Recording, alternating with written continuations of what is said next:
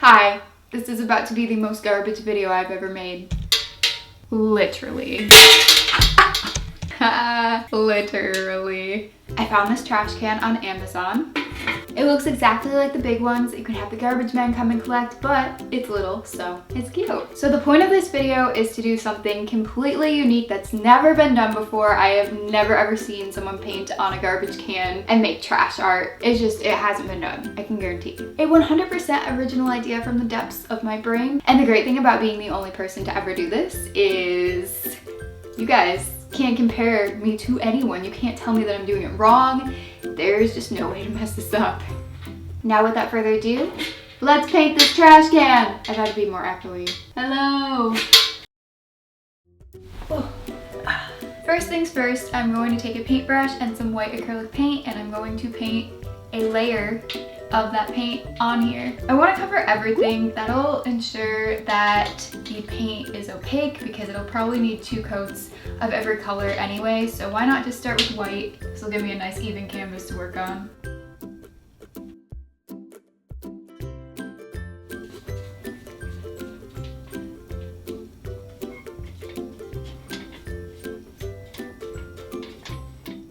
I will link the trash can that I'm using in the description box below. You know, if you guys want to copy me and be unoriginal, it can't stop you. But it did not come like this. I do want to tell you that when I got this trash can, it was very shiny.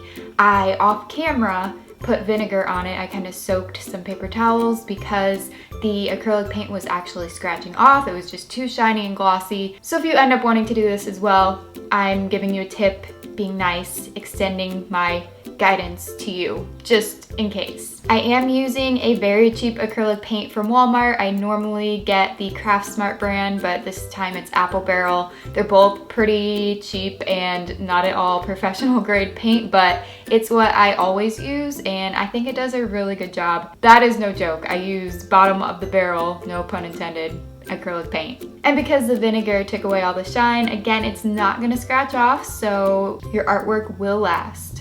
1 coat of paint seemed to be enough for most areas. I did touch up some of the areas where the trash can was showing through, and then I went ahead and did the lid, which I painted the exact same way with a regular paintbrush from Michaels. Not sponsored. I mean, why would they sponsor this video? Here we have a bunch of different kinds of paints. See, I told you, I am not using anything fancy or expensive here. And here's proof. This paint I've had for a while, but some of them have these like gooey globs of in them. And also the navy blue was clogged, so I had to open up the lid there. A lot of my paints are clogged nowadays, but I wanted to use these colors. I thought that that would be a really pretty kind of like sky and water nightscape silhouette. You'll see what I'm doing.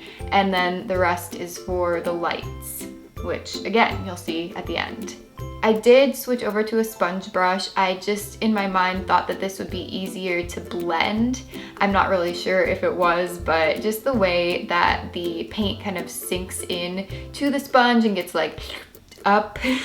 Yes, exactly that. So it kind of just like sucks up the paint and keeps more in there. So this is helpful in some cases, but if you don't want there to be like a black tint when you're halfway through or partway through, whatever, however far I am here, I didn't like that there was like gray in my pink at a certain point, so I did go ahead and wash out the sponge brush, and I came back with a clean, wait, actually, did I wash that yet? Because now I'm doing black here. So, you know, just wash it when you need to, and then completely dry it out, because adding water to the paint is going to make it less opaque. Unless you're trying to blend it more, then go for that, but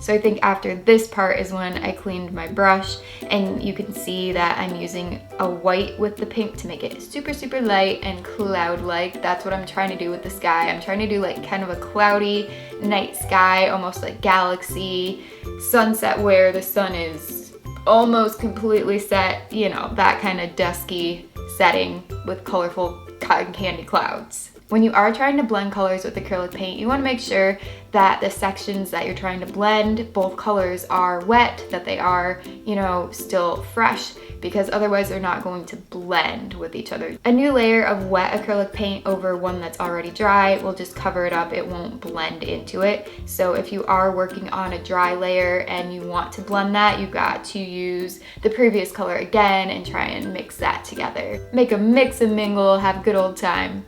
I don't know why I thought that was a great line to put in this voiceover.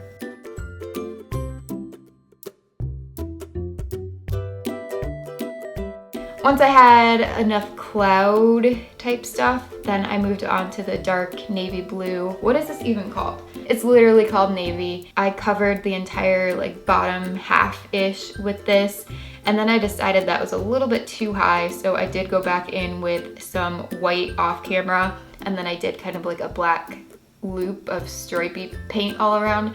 I just, you know, kind of sectioned off where I want the mountain and castle silhouette to go.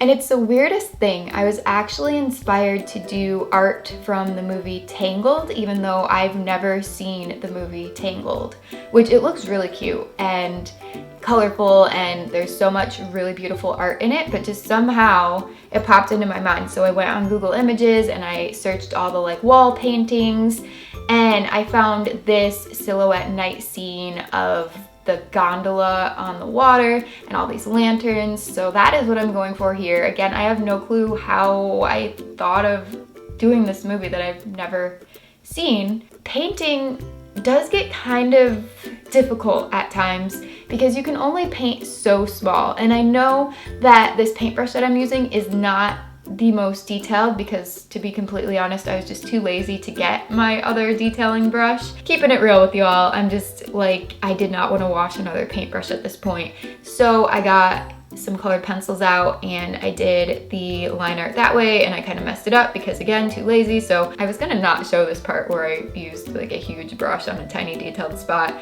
but I did, and then I just fixed it. So in order to get better detail, you want to use something very small. You might want to use a needle or a dotting tool or something, or of course your smallest paintbrush, but I thought colored pencil would be the best bet. You do want to be careful though that the paint is completely dry before using colored pencil because it can scratch off the paint if it's slightly tacky.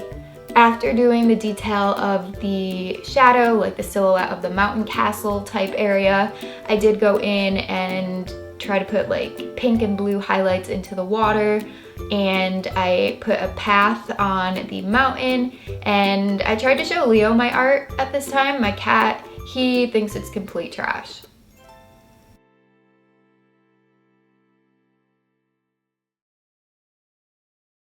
Yeah, so there's that. I did find though that in order to make it look a lot better, go ahead and shade and put highlights in the mountains so it actually looks like there are rock formations and texture and different areas of value. It will make it look more 3D, of course, even though it's supposed to be a silhouette. It's not like a full-on silhouette because the sky is still like kind of lit from the sun setting and the moon starting to come out and the lanterns that you will see in a second. Unrelated to this video, but did you know blue whales are so large that their heart weighs the same as a car? Isn't that really neat? All right, and I just thought of that, so let's get back to the painting, which you are still seeing, but I was rambling. Yeah. I did opt to use, that was a hard word to say for some reason, I opted to use a Posca paint pen for this point because, again, I didn't want to deal with brushes. Just sometimes they're just not small enough and they annoy me. So there's that, yes. So I have this kind of pastel-y, peachy orange type color, and then I did go in with a regular orange, and that one is a little bit more of a fine tip, and I did outlines around like just half of the lantern, and I put those all over. I extended them on to the top of the lid as well, and I just continued doing that. This is like the worst voiceover part. I put a gondola in the water, which is kind of like a canoe, but there are slight differences if you look it up on Google. And then on top, I put this guy, I think his name's Pascal. Again, I have not seen this movie, but this is a little iguana guy, chameleon, oh my gosh, little chameleon guy, and I thought he would just be a cute addition to put on the top with a little flower, because I think in the movie there was a screenshot of him like blending into this turquoisey flower. What a sneaky little chameleon. And then I don't know the characters' names. I'm assuming Rapunzel, and then I don't know who the prince or whatever guy in there with her is. Hopefully not a creeper, like hopefully she likes this guy and he's cool. I have no idea, but there they are in the gondola looking at this little light lantern show. I think it turned out really cool. I did not seal the paint in yet because I might go back and make some changes. Well, not really changes, but if I want to add any more highlights or detail to the mountain or the water or anything, I don't want to seal anything in yet, but if I decide to, I will use some Mod Podge or a clear spray paint to just like do a finishing coat there and seal everything in. If you enjoyed this video, give it a thumbs up to let me know, and leave a comment below telling me your favorite Disney movie. Also, if you need some more quality content to watch, check out one of these videos. I assure you, you will not be disappointed. Thank you guys so much for watching. Bye. No way, no how any other YouTuber has ever done this. They will never think of this one.